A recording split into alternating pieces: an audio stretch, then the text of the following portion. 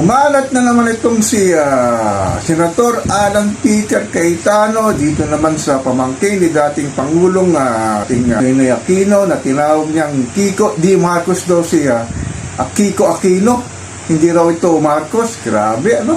Talagang itong si Alan Peter Cayetano, walang magawang matino talaga. Yap-yap ng yap-yap, pati sa social media. At lagi rin nag-Facebook Live. Dapat talaga ito mahinto na. Talagang dapat magtrabaho ka na lang. Ang dami mong sinasabi sa iyong social media, nakakahiya ka, no? Ang daming trabaho sa Senado, ngayon pala may isa ka ng Senate Minority Leader, itakdak ka pa ng dakdak. Ang sabi nga ng kapatid niya, ang bagong PTV4 manager na si Lino Cayetano, tama na, Alan, nakakahiya na.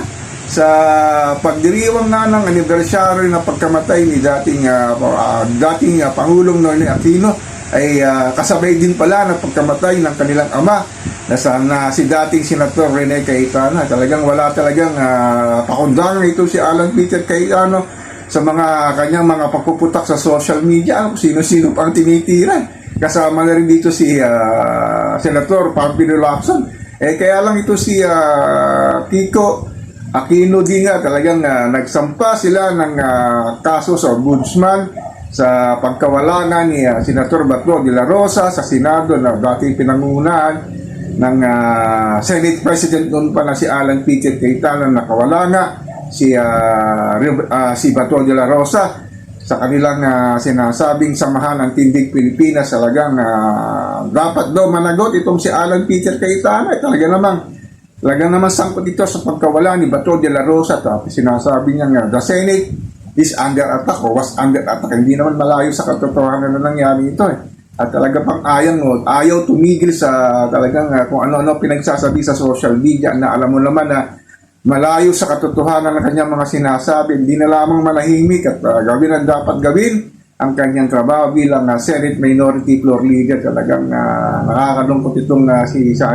itong si Senator Alan Peter Cayetano. Bakit kaya nagkaganito ang taong ito na talagang hindi natin maintindihan kung bakit ang dami niyang sinasabi na alam naman natin malayo sa katotohanan ng kanyang pinagsasabi. Sana ma-realize mo, Alan Peter Cayetano, na talagang ang iyong ginawa sa halos isang buwang pagpunita sa Senado, umabot ng 700 million pesos ang iyong nilustay.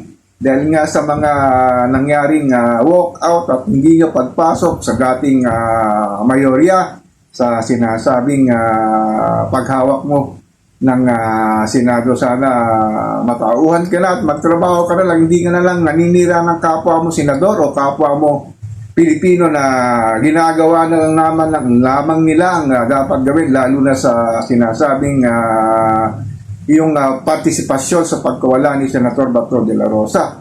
So ako po si Papa Ken, patuloy po akong magmimiron, magmamatsyag sa pang-araw-araw nating buhay at kaganapan dito sa ating mahal na inang bayan.